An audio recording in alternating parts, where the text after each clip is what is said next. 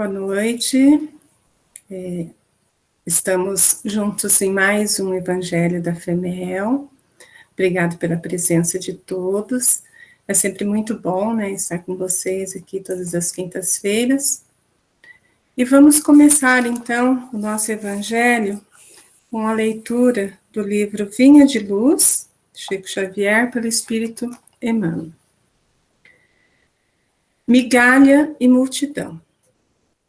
E tendo mandado que a multidão se assentasse sobre a relva, tomou os 5 pães e os 2 peixes, e erguendo os olhos ao céu, os abençoou, e partindo os pães, deu-os aos discípulos, e os discípulos à multidão. Mateus, capítulo 14, versículo 19. Ante o quadro da legião de famintos, qualquer homem experimentaria invencível desânimo, considerando a migalha de 5 pães e 2 peixes. Mas Jesus emprega o imenso poder da bondade e consegue alimentar a todos sobejamente. Observemos, contudo, que para isso toma os discípulos por intermediários. O ensinamento do Mestre nesse passo do Evangelho é altamente simbólico.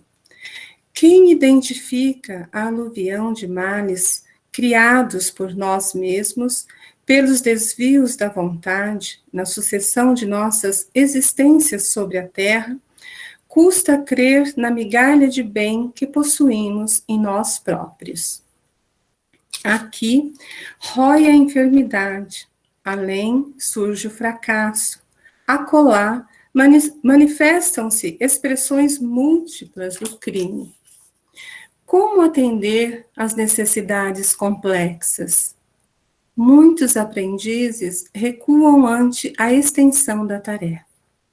Entretanto, se o servidor fiel caminha para o Senhor, a migalha de suas luzes é imediatamente suprida pelo milagre da multiplicação, de vez que Jesus, considerando a oferta espontânea, abençoar-lhes-á o patrimônio pequenino, permitindo-lhe nutrir verdadeiras multidões de necessitados. A massa de nossas imperfeições ainda é inaquilatável. Em toda parte há moléstias, deficiências, ruínas. É imprescindível, no entanto, não duvidar de nossas possibilidades mínimas no bem. Nossas migalhas de boa vontade, na disposição de servir santamente, quando conduzidas ao Cristo, valem mais que toda a multidão de males do mundo. Queridos amigos, vamos então à nossa prece, depois dessa linda mensagem de Emmanuel, nos deixando envolver por esse sentimento de paz, de tranquilidade, que invade os nossos corações nesse momento. E agradecer a Deus, nosso Pai misericordioso, por esta oportunidade de aprendizado dos ensinamentos de Cristo, deste Evangelho bendito, agradecendo a sua proteção e a proteção dos espíritos amigos que estão conosco todos os dias, nos auxiliando, nos amparando, nos fortalecendo nos momentos difíceis, quando nos sentimos sozinhos, quando nos sentimos fracos, quando nos sentimos sem a força para continuar nessa jornada em que encontramos tantas pedras pelo caminho. Mas Jesus está sempre conosco. Temos o nosso anjo da guarda, que está sempre nos levantando, sempre dando a sua mão e o seu ombro quando caímos, quando achamos que não conseguiremos chegar até o final. A fé e a confiança nos fortalece. Obrigada, Senhor, por estar conosco sempre. Que assim seja. Hoje, então, será feita a leitura e os comentários do capítulo 13, que a vossa mão esquerda não saiba o que dá a vossa mão direita. E a leitura será feita pela nossa querida irmã Lenir, e depois os comentários será feita pela Amanda. Por favor, Lenir.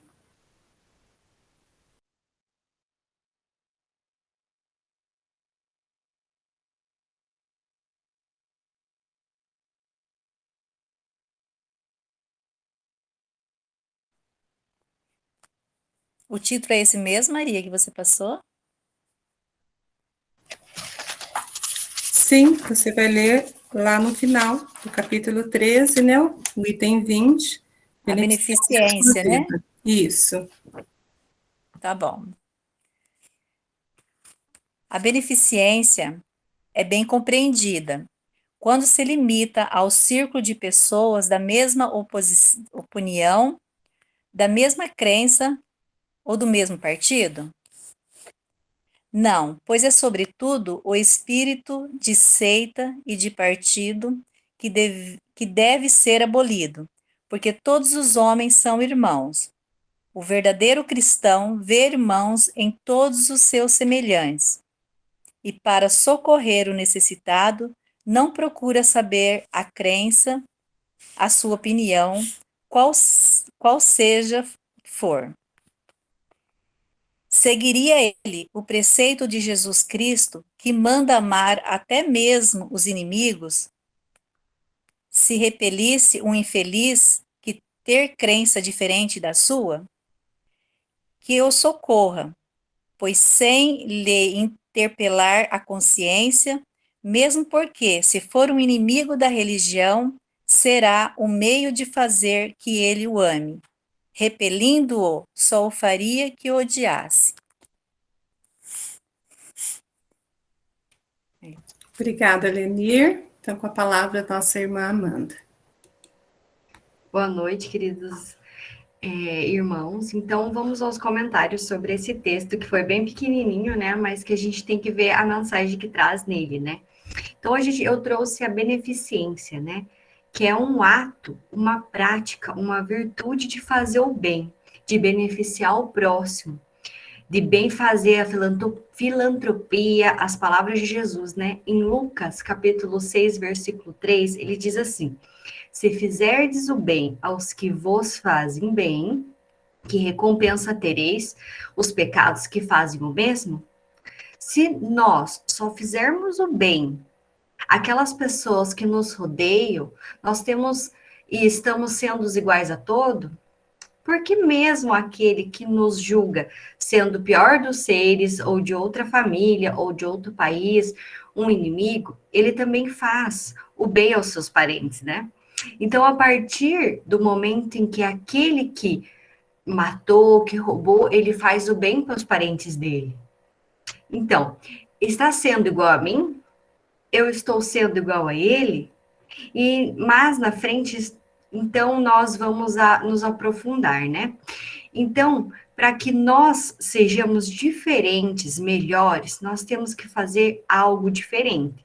Não podemos fazer só essa beneficência, essa caridade somente, aqueles que nos cercam, que estão perto de nós, que partilhamos do grupo religioso, da família, uma cidade ou um município. Nós temos que estender essa visão a um grupo maior. Que vamos aprofundar nosso estudo ainda sobre as palavras de Jesus. O Filho do Homem não veio à Terra para ser servido, e sim para servir. Então, como Jesus nos exemplifica, ele nos fala, ele veio para nos servir, e nós também viemos para servir. Então, uma das 3 regras básicas da reencarnação é a reparação de erros do passado. É a aprendizagem de coisas novas, é servir essa nossa finalidade. Servir, né? Então, que todas as vezes que demos de comer a um faminto, de beber a quem tem sede, demos abrigo a quem não tem um lugar, visitamos os doentes, que não seja o coronavírus, né, gente? Agora, por exemplo, visitamos os encarcerados, é Ele próprio e Deus que nos estamos fazendo a palavra de Jesus, estamos praticando, né?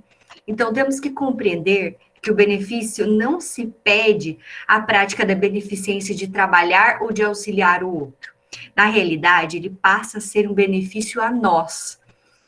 O outro recebe a recompensa, mas a iluminação que nós recebemos é muito maior.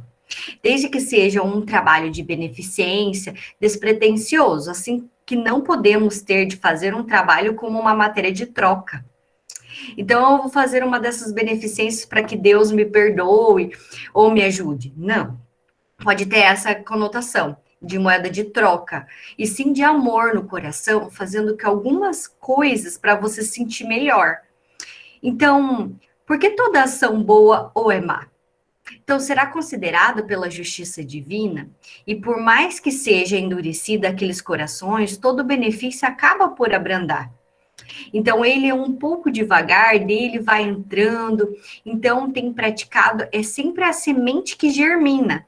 Assim que o sol no coração estiver pronto, e a beneficência exclusiva, que infelizmente hoje ainda é muito praticada, né? Por exemplo, por alguns grupos religiosos, principalmente os que se beneficiam exclusivamente dos seres das próprias entidades, da própria religião ou do próprio grupo, é uma consequência, né, da nossa história, e nos ajudamos a nós mesmos. Nossa visão ainda é muito restrita aos grupos. Por exemplo, eu ajudo a minha família, eu ajudo os meus amigos, mas quando é de outro grupo familiar, às vezes, bem como muito menos necessidade que envolve as outras famílias, né? O que eu faço? Eu me eximo daquela responsabilidade, eu tenho que me ajudar. O meu filho, por exemplo, tem sobretudo, mas eu tenho que ajudar a ele. Agora, o filho de uma pessoa que mora lá na outra cidade, lá em outro bairro, já não é responsabilidade minha, entende? Aí que tá o problema. Aí se tá passando fome, ou se não, estão muitas vezes jogando os excessos das coisas, excesso das comidas, e deixamos de doar aquela roupa que a gente tem no guarda-roupa, alguns sapatos. Às vezes a gente tem centenas de sapatos, de roupa, e que a gente não usa há anos. Então, restos de comida a gente joga fora, a gente olha na geladeira, a geladeira tá cheia. A gente gasta com festa, com bebida, com um monte de coisa. E nos trabalhos de caridade, nós nos isentamos. Se pedem uma doação, não tem. E se faz uma limpeza na geladeira, joga um monte de coisa velha. Ou seja, nossa preocupação é muito regrada, é muito voltado para o nós. Mas não, que não seja mal, não seja de todo mal, tudo isso porque é um processo, né? E nesse processo de aquisição de valores que vem crescendo no início das nossas formações. Como os homens ainda primitivos, nós cuidamos de cada um de si. Em seguida começou a formação das famílias, então nós começamos a nos relacionar. E quando começamos a nos relacionar, começamos a criar os elos. E começamos a perceber que necessitávamos de um dos outros, formando os pequenos grupos. Então, foram aumentando as tribos, começando a haver uma interação maior nesses grupos.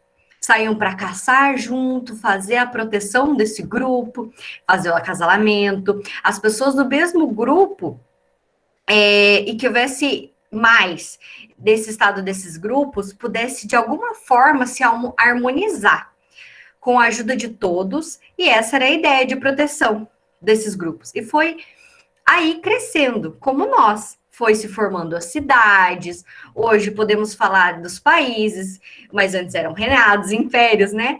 Então, cada um protegia o seu.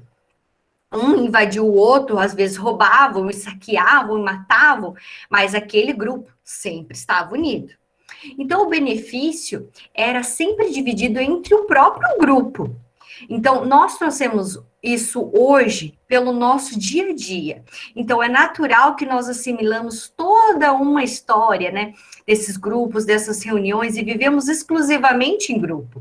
Então, a prioridade minha é cuidar dos meus filhos, da minha esposa, do meu marido, dos meus irmãos, dos meus avós, né? Então, se sobrar, eu estendo aos outros, parentes, amigos, mas não necessariamente, muitas vezes, tendo aqueles realmente que necessita. A gente não doa para quem realmente que necessita. Às vezes existe uma campanha, existe um momento para se doar, mas eu não posso me doar, por exemplo, porque eu tenho que ficar nas minhas outras atividades. Eu não posso doar um tênis caro que eu comprei para um filho, um sapato de marca, uma roupa de marca. Eu não vou doar, por exemplo. É aquilo que fica guardado no guarda-roupa lá, sabe? Até sair de moda e ninguém mais querer usar. Aí eu cato, jogo fora, por exemplo, e dou para alguma pessoa que vai ser útil. E alguém deixou de usar naquele momento, entendeu? Então, quando os jovens não precisam de um par de tênis, né? Quantos saem desesperados na rua querendo roubar, assaltar, porque eu não tenho um par de tênis? Não que isso justifique a falta de querer pegar de outra pessoa. Não é nada disso. Mas se recebesse um tênis, um conforto, um carinho, algo, quem sabe não poderia evitar um mal maior, né?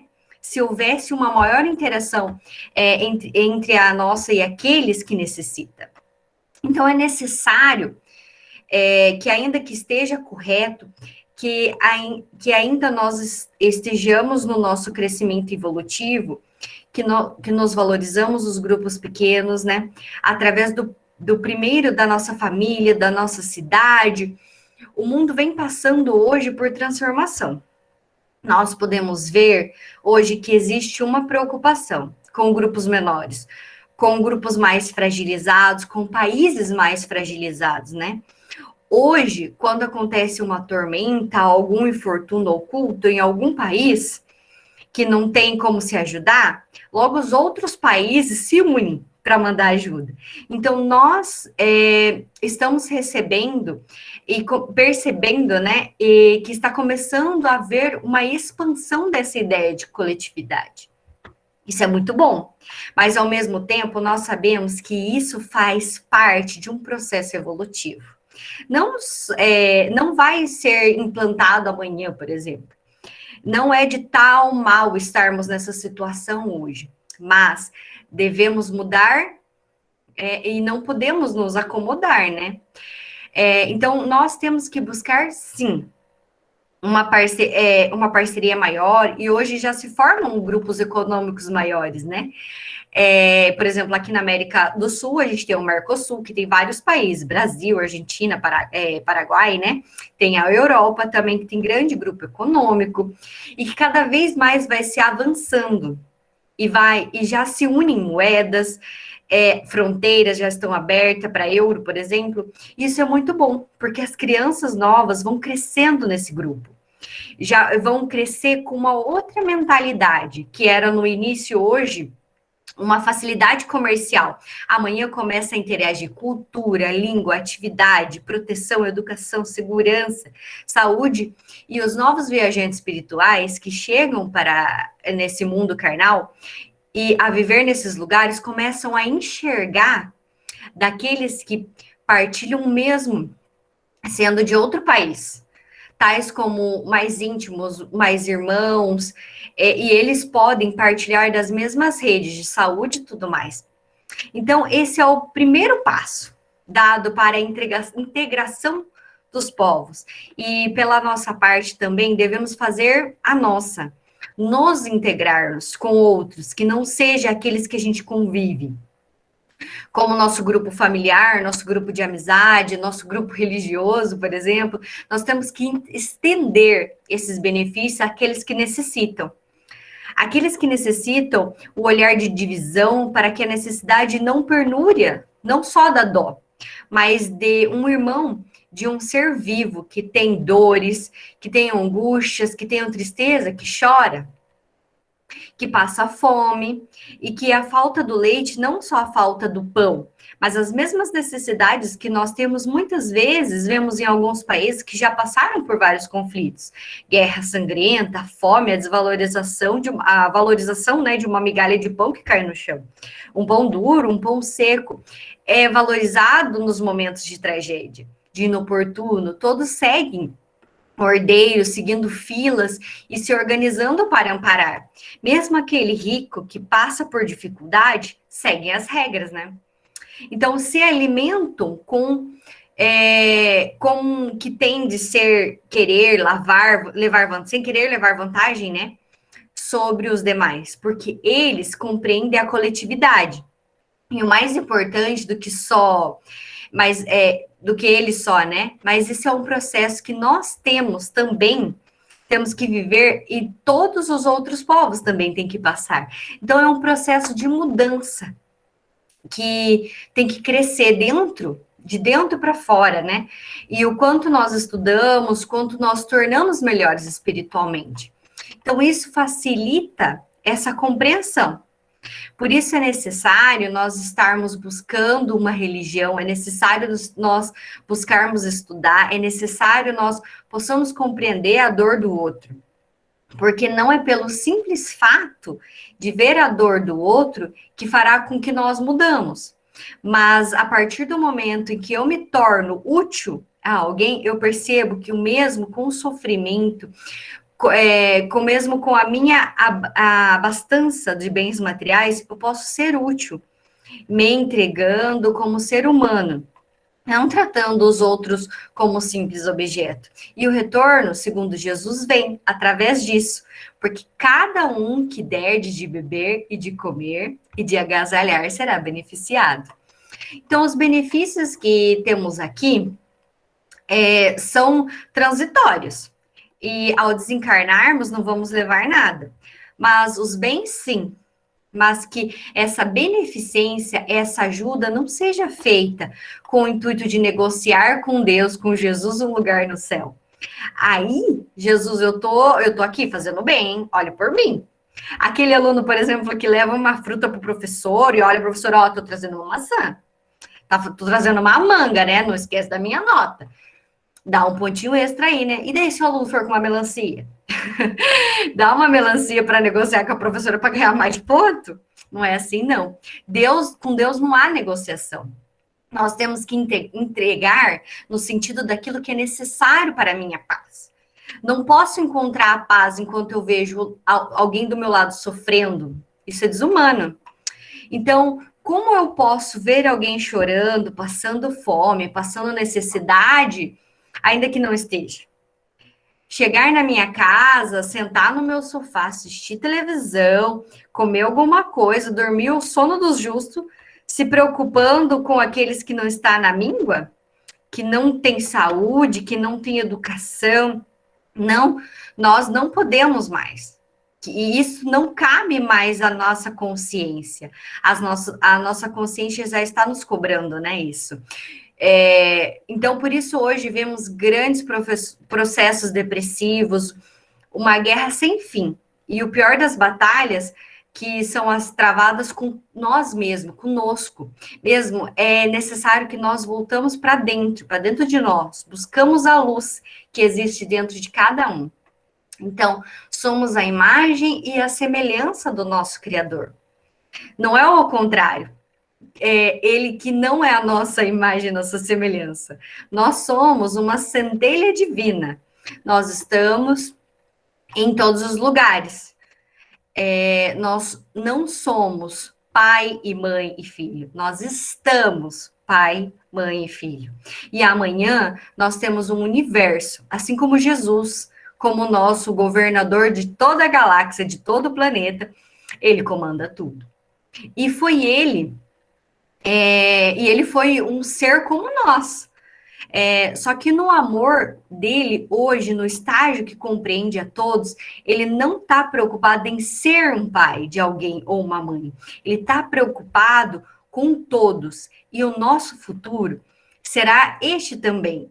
Uns demoram alguns milhões de anos, outros mais alguns milhões, outros menos, mas a gente chega lá. Mas por que chegamos? Nós não podemos ficar de braços cruzados, esperando que os nossos milhões de anos sejam um pouco mais longos, um pouco menor, né? Esperamos que a ordem natural das coisas se movimente. Pegamos uma carona? Não, né? Não precisamos, cada um de nós fazemos. Então, nós precisamos que cada um de nós faça a parte, né? De olhar pelo próximo como um membro do nosso grupo, a humanidade. Olhar as necessidades do outro, como uma necessidade básica. Elegemos governantes melhores para que atenda a nossa necessidade, daqueles que atendam os mais carentes, né? Para que a gente possa fazer a nossa parte. Que possamos, então, entender que a beneficência a todos, e não exclusivamente aos que partilham da mesma jornada mais intimamente conosco. Olhar para os que sofrem como nossos irmãos, e a misericórdia de Deus, o abraço de todos nós e acolhe, né? Então, é aquele que fizer, aquele que eu alimentar, aqueles filhos de Deus, nus, pobres e de outros estereótipos, a gente tem a certeza que são meus irmãos, serão pagos, centuplicados no seu retorno à vossa verdadeira pátria, que é a pátria espiritual. Tem aquele ditado que fala que no caixão nada se leva. Não, então, ele não justifica termos dezenas e centenas e pares de sapatos, por exemplo, e muitos outros enquanto alguém anda descalço, né? Eu não estou falando que devemos desvalorizar o nosso trabalho, né? A gente precisa ter o conforto, não pelo cenário que a gente valoriza, né? A gente tem que ter o conforto, que é o fruto do nosso trabalho, que é um trabalho honesto, mas não podemos ser escravo desse dinheiro. Não podemos haver exageros, a necessidade de equilíbrio, a necessidade desse equilíbrio, para que a gente possa junto, então, caminharmos em busca da verdadeira beneficência, não da beneficência exclusiva, mas aquela beneficência que abraça a todos, indistintivamente de grupo, de religião, de seita, de cor, de sexo. Não existe discriminação. Existem todos, que possamos abrir os olhos e todos compartilhar. Então, vamos nos unir e olhar para todos como um grande grupo, chamado humanidade. E lembramos que Deus nos permite vir de acordo com a natureza das nossas provas. Conviver com várias pessoas hoje, somos um grupo de família espiritual grandíssimo. Então, tivemos centenas de vidas, já convivemos em vários países. Então, temos sentimentos ligados a vários países, porque ele sabe que precisamos criar esses elos com os outros países, com a terra, para que não haja no futuro a discriminação. Ele vem plantando plantando-nos essa semente, e pouco a pouco vai germinando. Então, a graça de Deus, do nosso amoroso Pai, o amor do nosso Pai é infinito. E como é bom, né, ter um pai maravilhoso como esse, que graça, né, é uma bênção. Então, temos que nos ajoelhar e agradecer todos os dias por ter um amor que não tem palavras para decifrar. Então, não existe palavra para nós justificarmos o amor que um pai tem, que o Pai, né, celestial tem por nós. Esse amor é uma palavra muito pequena para justificar tudo o que ele faz por nós. Então, vamos encerrar o nosso evangelho de hoje tratando da beneficência exclusiva que não é um modelo que tem que ser superado e não pode ser exclusiva. Então, eu gostaria de agradecer por poder explanar o evangelho de hoje e eu passo a palavra à nossa irmã Maria. Obrigada, Amanda, pela bela reflexão, tá bem pertinente, né, ao momento em que nós vivemos, e que a gente possa e consiga realmente exercer o amor, né, que a beneficência é nada mais que o amor, esse amor que Cristo ensinou, que exemplificou quando ele esteve aqui conosco, né. Eu chamo agora o nosso querido irmão Olício para fazer a prece final. Boa noite a todos. Eu fico feliz da vida de ouvir nossa irmã Amanda trazer para nós essa reflexão e jamais esperava que ela fizesse isso conosco. Obrigado, Amanda. Que Jesus, sua divina bondade, possa trazer em seu coração a maior paz que você precisa e que você necessita. Obrigado. Então vamos esquecer nossos problemas, elevar nossos pensamentos a Jesus e procurar refletir no Evangelho de hoje, porque é Ele que nos faz crescer, é Ele que faz nós pensar que nossas dificuldades é tão pequena perto de alguns irmãos que estão necessitados. Jesus, olhar e proteger todos nós, principalmente aqueles irmãos que estão nos hospitais, os nossos médicos que estão trabalhando incessantemente, os nossos enfermeiros, enfim, Pai, todos os trabalhadores da terra, que eles precisam dessa ajuda, Pai. Orar e proteger todos eles. Então vamos esquecer tudo que está nos atrapalhando e procurar nos reerguer o nosso amor, o nosso carinho, os mais necessitados. Jesus, ampara e protege. Só assim nós possamos acreditar que somos seres e filhos do Senhor. Vamos encerrar esse evangelho, essa prece, com oração que nos ensinou. Pai, que está aí no céu, santificado seja o vosso nome.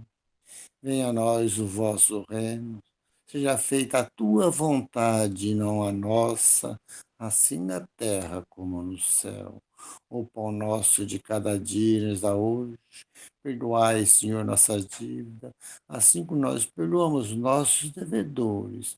E não deixeis cair em tentações, mas livrai, Pai, de todo mal. E assim seja.